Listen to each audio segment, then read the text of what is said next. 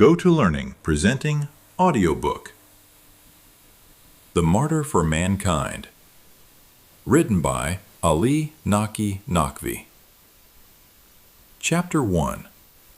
The Distinguished Ancestors of al-Hussain. Abraham occupies a universal position, being venerated by the Jews, Christians, and Muslims alike.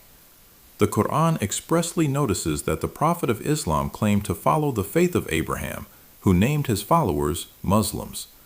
Traditions concerning his life are part of the Muslim heritage and have significantly influenced Muslim conduct and ethics.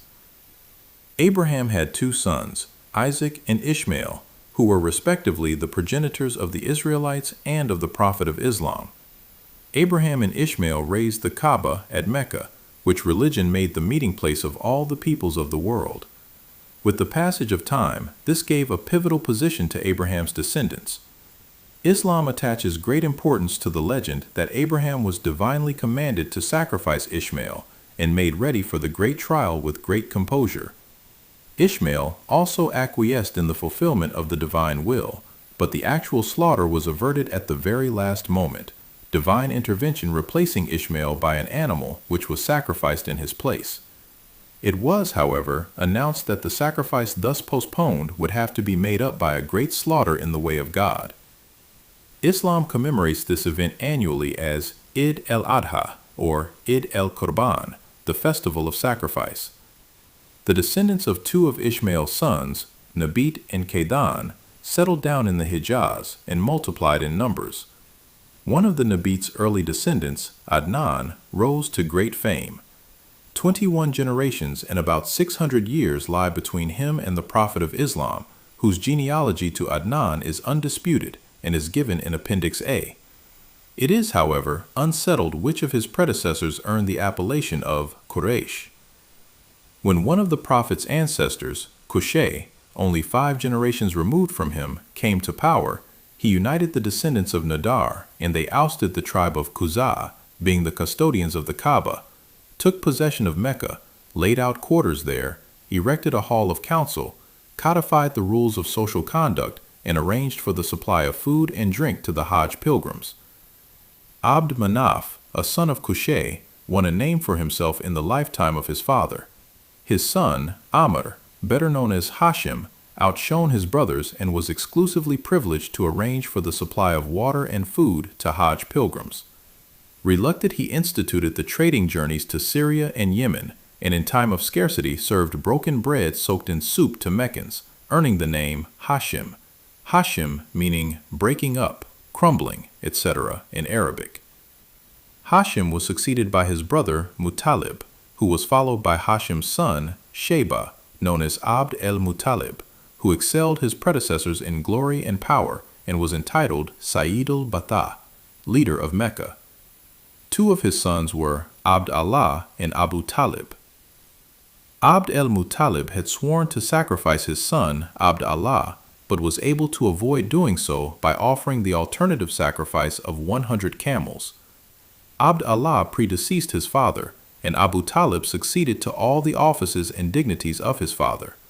His greatest charge, however, was the fostering care of Abd Allah's orphaned son, Muhammad.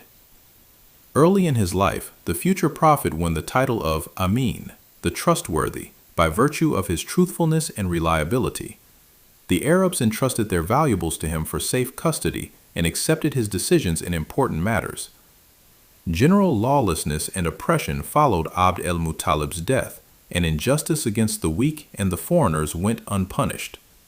When Muhammad ibn Abd Allah was about 20 years of age, he joined hands with his kinsmen and some other Quraysh tribesmen to institute a most excellent covenant, Hilf al-Fudul, by which all those involved took an oath which bound them to espouse the cause of the oppressed, get the rights of the abused enforced, and their losses compensated. This oath ran counter to the traditional Arab attitude which involved upholding tribal ties alone, which sometimes aggravated minor disputes into tribal vendettas. Hashim's progeny took the lead in trying to get rid of this aspect of the national character. And making justice and fair play universally respected.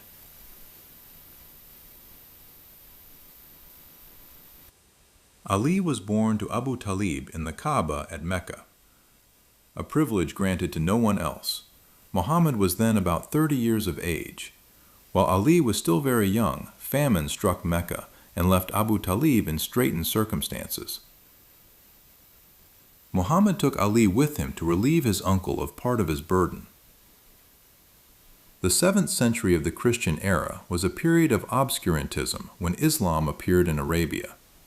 For some years, the message of the new faith was privately propagated. Then the Prophet was commanded by God to communicate it to his near relatives.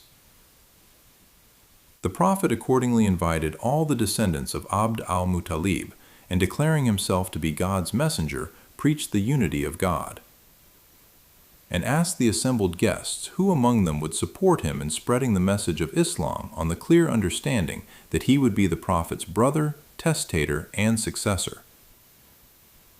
This question was repeatedly put, but every time it was only Ali, though very young then, who responded, offering him full assistance. The Prophet declared Ali his brother, testator, and successor. With the spread of Islam, idolatry came to be openly denounced, and in consequence, Quraysh became the Prophet's implacable enemies and resolved to harm him. As long as Abu Talib was alive, his powerful personality kept the Prophet of Islam from coming to grief. After the deaths of Abu Talib and the Prophet's wife Khadijah, the persecutions which he had to encounter increased in intensity and frequency, and the Prophet resolved to leave for Medina. Getting wind of this, Quraysh surrounded his house one night to murder him, but the Prophet had escaped, leaving Ali asleep in his bed. The Prophet's escape to Medina, called the Hijra, did not halt aggressions against the Muslims, and battles like those of Badr, Uhud, and Khandaq had to be fought. And it was invariably Ali's sword that won brilliant victories for Islam. The Prophet gave his daughter Fatima in marriage to Ali in accordance with the divine command, and rejected the requests of many others for the hand of this part of his own flesh and blood, leader of the ladies of paradise, for whom he used to stand up whenever she visited him. Of such venerable parents, Ali and Fatima, were born 2 sons, al-Hassan and al-Hussain. How could al-Husayn forget the high traditions and unmatched distinctions that his family had held ever since the earliest times? He represented a stock which had an unbroken record of sacrifice. He must have heard how his great ancestor, Abraham, had prepared to sacrifice his son in obedience to the divine behest. How his grandfather, Abd al-Muttalib, had offered his father, Abdallah, for sacrifice. How his ancestor Hashim had spent a fortune in the service of mankind, and how his family had played a leading role in taking the Hilf al-Fudul to assist the persecuted and ensure justice for the oppressed. Indeed, al-Husayn held that the oath continued to be valid.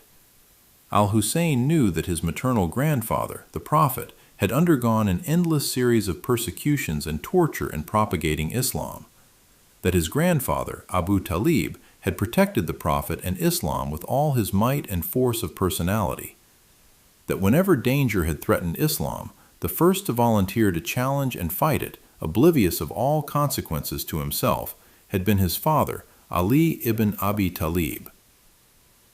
It is only natural that stories of these splendid deeds and traditions of his ancestors should have fired the imagination of the young al-Husayn and bred in him an ambition to perform similar feats of piety, of obedience to divine will, to serve the truth and uphold the dignity of his glorious family.